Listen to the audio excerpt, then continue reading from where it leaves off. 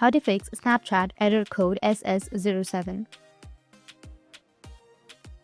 So if you want to fix Snapchat error code SS07, then what you need to do is first make sure that you have a stable internet connection.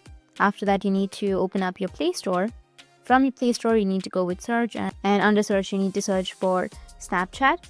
Once you search for Snapchat, if you have any updates on your Snapchat, you will have update option right here. But if you don't have any updates, you're good to go. But in case you have some updates, you need to just tap on updates and update your application.